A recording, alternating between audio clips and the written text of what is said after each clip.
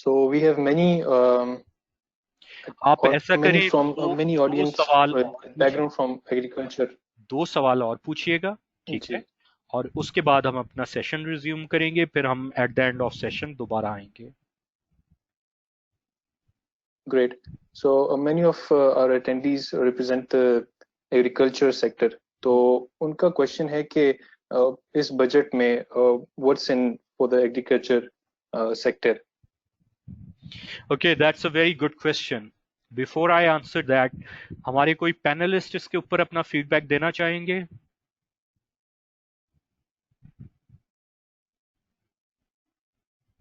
Yawar, Farooq, Suleman, Sikandar. I think I'll pass. Okay. Anyone else? Okay, agriculture کے حوالے سے یہ بہت اچھا ہے کہ آپ نے یہ سوال پوچھا. انفیکٹ ایگریکلچر، ایجوکیشن اور ہیلتھ 18 امینڈمنٹ کے بعد تو مکمل طور پہ، اور ایگریکلچر تو اس سے پہلے بھی پروونشل سبجیکٹس ہیں. Federal government can only give some indication by introducing something smaller. Federal government اس پہ کانسٹیٹیوشنلی پروونسز کو فورس نہیں کر سکتی. یہ فیڈرل گورنمنٹ کا سبجیکٹ نہیں. یہ ایسی مثال ہے کہ مثال کے طور پہ پنجاب کا بجٹ آئے ہم یا سندھ کا آئے ہم ڈسکس کر رہے ہوں اور ہم کہیں دیکھیں جی پاکستان ڈیفنس پہ کچھ خرچ ہی نہیں کر رہا کیونکہ بجٹ کے اندر تو ڈیفنس کی زیرو سپینڈنگ ہے. obviously that would be incorrect, right? کیوں؟ کیونکہ ڈیفنس فیڈرل سبجیکٹ ہے، وہ پروونشل بجٹ میں نہیں ہوگا.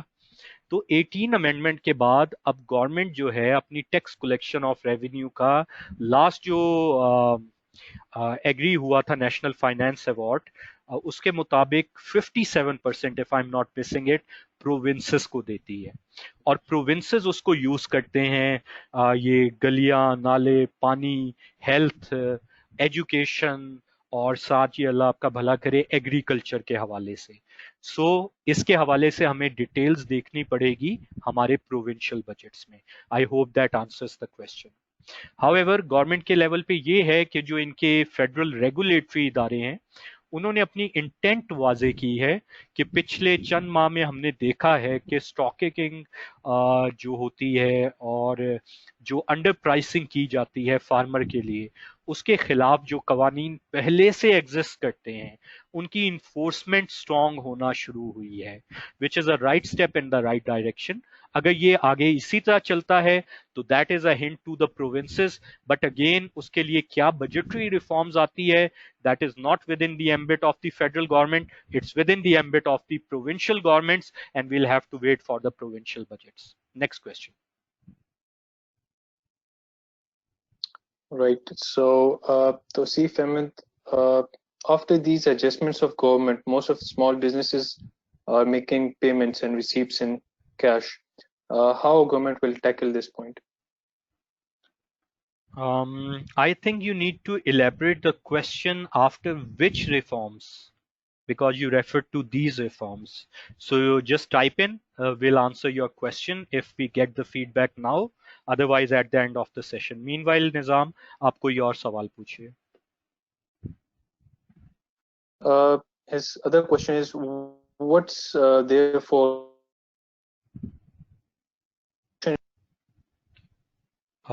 Nizam, you need to say that again. Your voice just cracked up. Yeah, sure. What is there for construction industry in this budget? Oh, I think it has the most for construction industry. پہلے تو جو construction industry کا سارا package تھا اس کو rationalise کر کے legal system کا حصہ بنا دیا گیا. اب اس کے ساتھ فردر جو ڈیفینیشن ہے ڈیولپر بلڈرز کی وہ امپروو کی گئی. ٹیکسیشن کا نظام ان کے لیے اور زیادہ ریلیف کر دیا گیا. فکس ٹیکسیشن کا سسٹم دے دیا گیا جو بہت ایک لانگ سٹینڈنگ ڈیمانڈ تھی. ٹیکس ریٹس کو ریڈیوس کر دیا گیا. انڈیمنیٹی یا جس کو کئی لوگوں نے ایمنیسٹی کا وہ انٹروڈیوس کر دی گئی کہ جہاں سے مرضی پیسہ لے کے آئیں، اس میں آپ لگاتے ہیں، اپروو کراتے ہیں پروجیکٹ، کوئی نہیں پوچھے گا. उसके बाद गवर्नमेंट की तरफ से स्पेशली अगर नया हाउसिंग प्रोजेक्ट में जाके लगाते हैं फर्दर टैक्स रिबेट दे दी गई। तो मेरा तो ख्याल है कि सबसे ज्यादा जो इंसेंटिव बजट में और पिछले चंद महीनों में इंट्रोड्यूस हुए हैं वो तो इंट्रोड्यूस कंस्ट्रक्शन इंडस्ट्री के लिए हुए हैं। So if you are a player in the construction industry perhaps it's the best time to think. और वैसे भी आई थिंक कि एज अ ह्यूमन और एज अ मुस्लिम भी ये हमारा फर्ज है कि अगर हमारे पास सरमाया है तो इस वक्त उस पर बैठने की बजाय उसको सर्कुलेट करके इकोनॉमिक अपॉर्चुनिटीज क्रिएट करें। So I hope that answers the question. Now we'll go back to our panelists to continue with these their questions. But keep your questions coming, and inshallah, I will try to make some time at the end of the session and answer as many of your more questions as possible. But I just saw a very nice comment from our very regular attendee and member Nabil.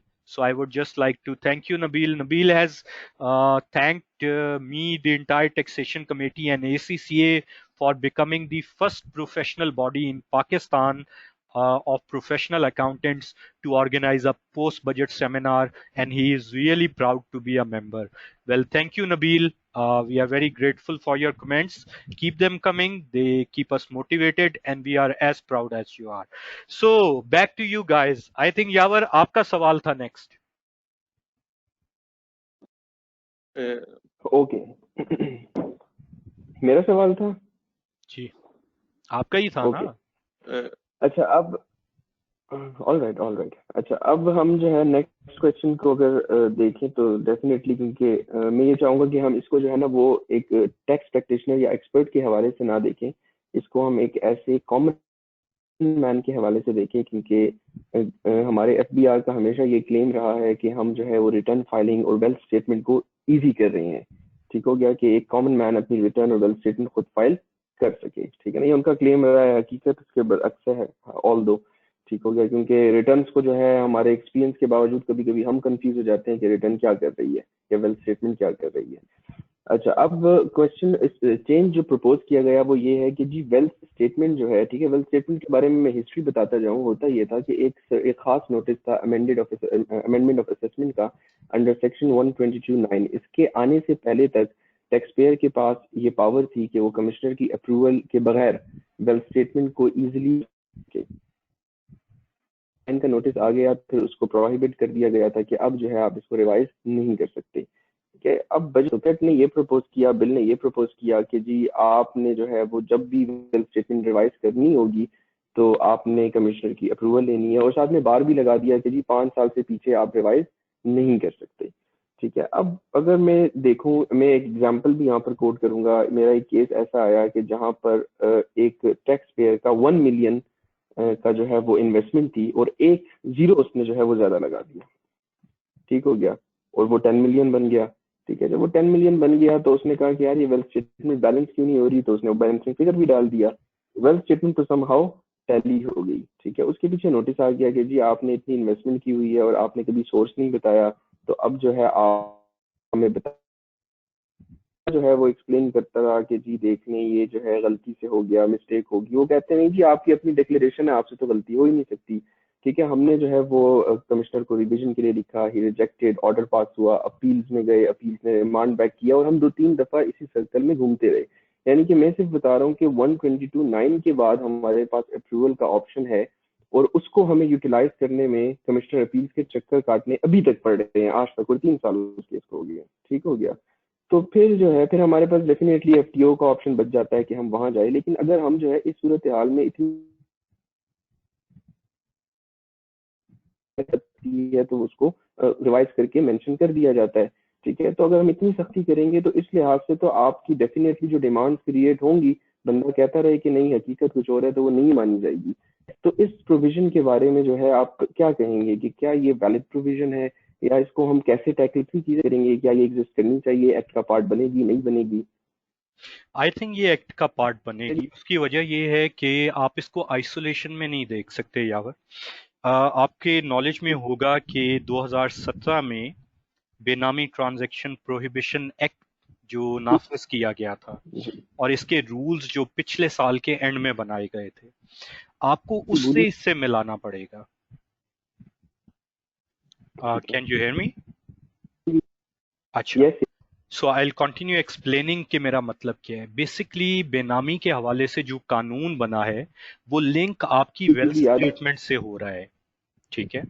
अब अगर पहले की तरह रहे कि आप अपनी wealth statement खुद से फौरन रिवाइज कर सकें तो उसकी इम्प्लीकेशन बेनामी के कानून के ऊपर लागू होती है. तो क्योंकि ये बेनामी का कानून अब एग्जिस्ट करता है, पाकिस्तान के लीगल फ्रेमवर्क का हिस्सा है, दो उसके अंदर भी इम्प्रूवमेंट्स की जरूरत है, लेकिन इस चेंज को आपको उसकी रोशनी में देखना पड़ेगा. एक टैक्स पेयर के लिहाज से मैं बिल्कुल आपकी बात समझ हूँ कि उसके लिए ज्यादा कम्बरसम होगा अगर ऑनेस्ट मिस्टेक है, लेकिन इसका मतलब ये है कि टैक्स पेयर के बिहाफ पे जो भी कंसल्टेंट काम कर रहे हैं they will have to be really really careful. But हम ये समझ सकते हैं कि ये मूव क्यों की गई है, लॉस को रैशनलाइज करने के लिए. क्योंकि अगर एक तरफ तो बेनामी ट्रांजैक्शन प्रोहिबिशन एक्ट और उसके रूल्स हो और दूसरी तरफ वेल्थ स्टेटमेंट किसी भी वक्त खुद से आप रिवाइज कर सकें, तो फिर उस कानून को कैसे आप नाफिज करेंगे? दोनों के बीच में एक खलीज आ जाएगी. सो ये चीज समझाता है कि ये इंट्रोड्यूस क्यों किया गया. क्या ये टैक्स पेयर के लिए फैसिलिटेशन है? नहीं. लेकिन हुकूमत ने ये कहा है कि जी वो काम कर रहे हैं और इस साल या अगले साल जो है वन पेजर टैक्स रिटर्न कम से कम इंडिविजुअल्स के लिए रिलीज हो जाएगी. तो हमें उस पे यकीन करना चाहिए और हमें ये एक्सपेक्ट करना चाहिए कि ये अगर हो जाता है तो ये टैक्स पेयर्स के लिए बहुत बड़ा रिलीफ होगा. So I think that hopefully that answers the question. Onwards to Sikandar साहब. yes, you are right.